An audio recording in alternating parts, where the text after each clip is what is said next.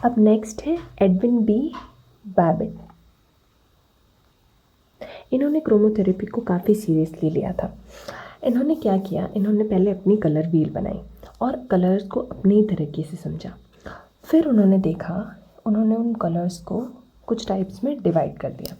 पहले उन्होंने देखा रेड कलर, रेड देखा और उसके बारे में सीधे सीधे ये कह दिया कि ये क्या है, स्टिमुलेंट ऑफ ब्लड है, यानी ब्लड को स्टिमुलेट करता है। ठीक है। फिर इसके बाद में उन्होंने देखा कि येलो और ऑरेंज, ये दोनों नर्व्स को स्टिमुलेट करते हैं, यानी क्या है, ये स्टिमुलेंट ऑफ नर्व्स है।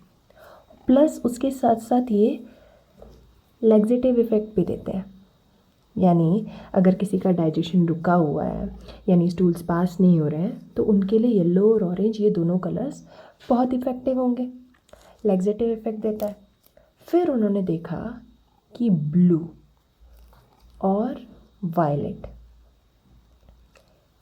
ये दोनों सूदिंग और कामिंग इफेक्ट देते हैं।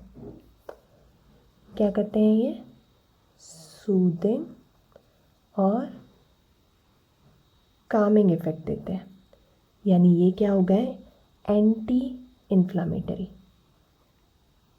किसी जगह पर अगर इन्फ्लामेशन हो रहा हो और उससे अगर किसी को रिलीफ चाहिए तो उन्हें ये दोनों कलर्स यूज़ करने चाहिए। अब ये ट्रीटमेंट्स कैसे देते थे, ये कलर्ड बॉटल्स होती है ना, कलर्ड वाटर बॉटल्स को सनलाइट में रख देते थे और फिर इन बॉटल्स को यूज़ करते थे ट्रीटमेंट के लिए। जिसको जिस कलर की रिक्वायरमेंट है उसको उस कलर का पानी पिला देते थे, और इसको वो क्या कहते थे, सोलर एलिक्सर्स। मतलब एक तरीके से वो उसको सनलाइट से मिलने वाले अमृत के नाम से जान रहे थे। इसके आगे बढ़ते हैं। फिर 18 से 19 सेंचुरी तक, 9 सेंचुरी के बीच में एक पर्सन थे, सेथ पेनकॉस्ट।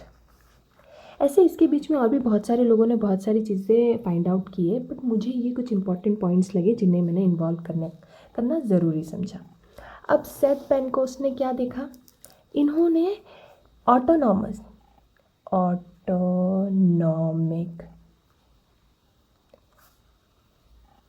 नर्वस सिस्टम के बारे में अच्छी तरीके से रिसर्च की और इन्हें पता चला कि रेड और ब्लू लाइट जो है ये ऑटोनॉमिक नर्वस सिस्टम को बैलेंस करती है, ये पता किया इन्होंने।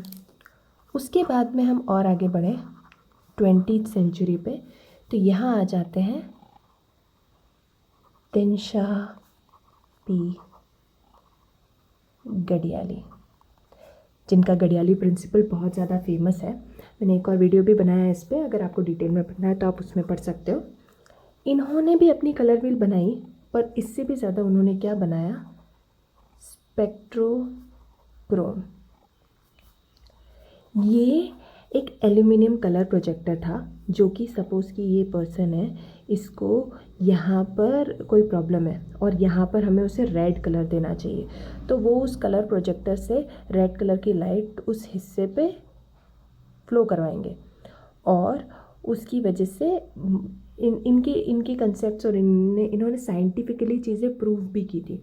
तो उन्होंने ये प्रूव कर दिया था कि कलर्स का इम्बैलेंस, अगर हमारी बॉडी में कोई केमिकल इम्बैलेंस हो रहा है तो वो एक्चुअली कलर्स का इम्बैलेंस है, और अगर आप सही कलर से उसे ट्रीट करोगे तो वो डिसीज़ ठीक भी हो जाएगी।